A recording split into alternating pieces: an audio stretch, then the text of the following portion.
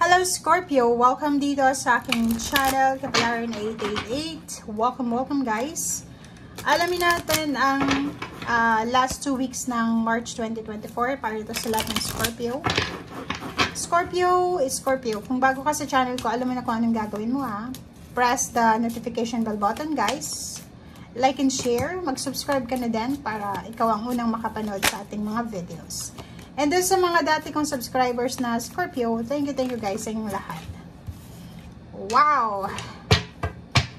Okay, Scorpio, children, summer, and marriage.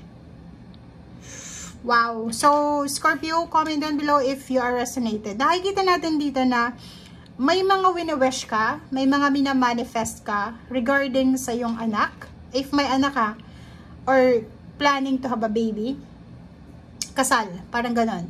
Parang yun yung pangarap mo pangarap mong maikasal or pangarap mong maibigay sa anak mo kung ano yung pangangailangan niya. So this summer, nasan ka mang lugar dito sa mundo, especially kung nasa Pilipinas ka, summer season, lahat ng hinahangad mo, mapa-relationship man siya or pamilya, ay ibibigay sa'yo ng universe. Okay? So may celebration na posibleng magaganap. So pwedeng ang nakikita natin dito is last 2 weeks of March. Pwedeng Scorpio, may anak kang Pisces na magbe-birthday, magse-celebrate kayo ng birthday niya. If wedding anniversary, magse-celebrate kayo ng wedding anniversary, or pwedeng may ikakasal. Okay? Thank you. Scorpio.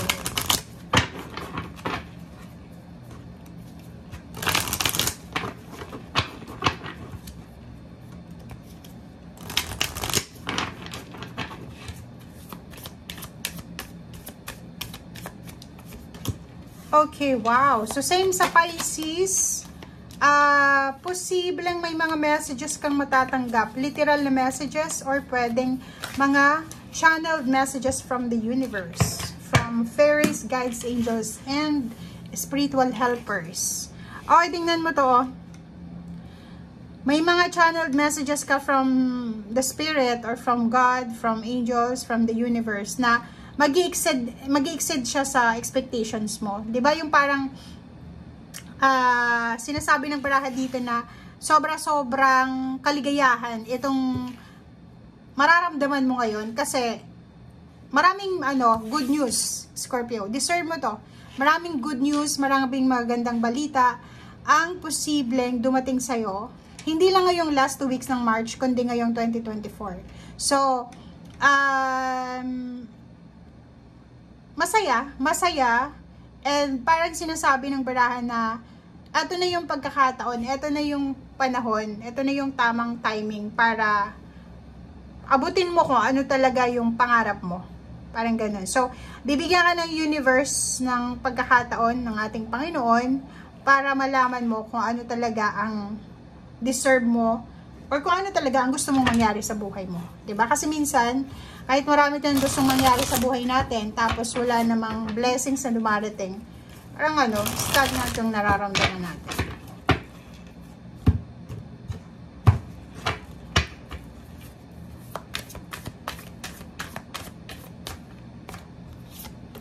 Okay, first 2 cards dito is Death card and Princess of Wands.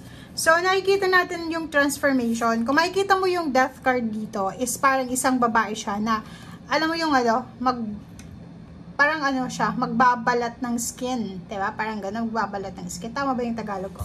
So, sinasabi ng barahan na may awakening talaga dito. Awakening na mangyayari sa buhay mo. Na siguro dati sobra kang negative mag-isip, sobra kang natatakot, sobra kang nag-aalala. But now, sinasabi ng barahan na sobrang motivation, determination, drive, and then passion. Yung vision mo sobrang concise talaga diba? Yung goals mo, yung focus mo, alam mo kung saan mo ilalagay yung energy mo. So, nakikita natin dito na parang tulad ka din ng Pisces, maraming pagbabago na gagawin mo sa sarili mo, sa buhay mo. Okay, 3 of Swords. Sinasabi ng barahan sa'yo dito na kahit may mga happiness, may celebration, ingat din tayo kasi posibleng magkaroon ka ng pagkakataon na malungkot, siguro dahil sa homesickness, or siguro kung ikaw ay OFW, nasa malayong lugar, homesickness, or posibleng malulungkot ka dahil yun na yung nakagawian mo. So, ibig sabihin, maraming pagbabago. Di ba yung parang mag-shed ka ng skin, di ba? Yung magbabago yung buhay mo, magbabago yung routine mo, magbabago yung mindset mo. And syempre, yung nakaugalian mo na, or yung nakasanayan mo na, aalis ka na doon. So, medyo malulungkot ka. Pero, sinasabi ng baraha na, eto yung pagkakataon mo para mag-soar ka. Diba? Parang tumaas yung confidence mo, or para makaalis ka na dyan. Diba? Mag-level up ka na. Yun, level up. Yung pinakamalapit na word dito.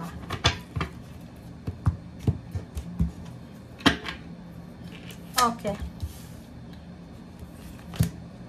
So, yun, ang nakikita natin dito sa 2 cards na to is yun, may kakasal, may wedding anniversaries, isang decision making, permahan ng kontrata, marriage contract, or pwedeng work contract, or kontrata sa bahay, kontrata sa sasakyan, or kung anumang klaseng kontrata to.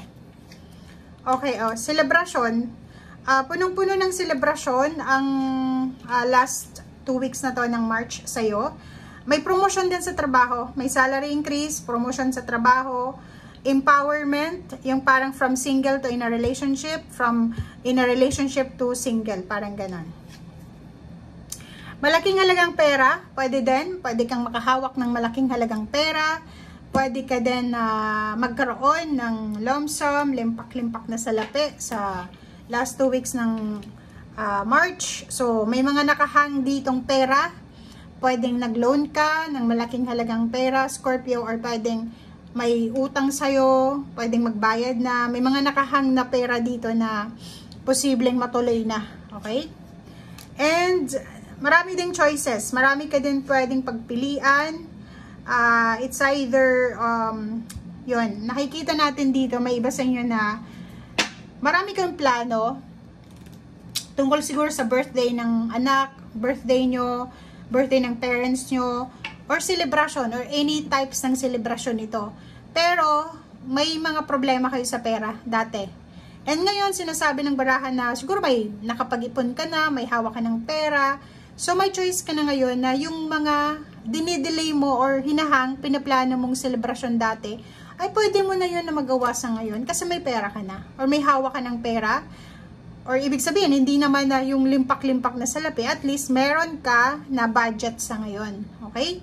So, yun, kung yun yung iniisip mo sa last 2 weeks ng March, resonated ka dito. Okay?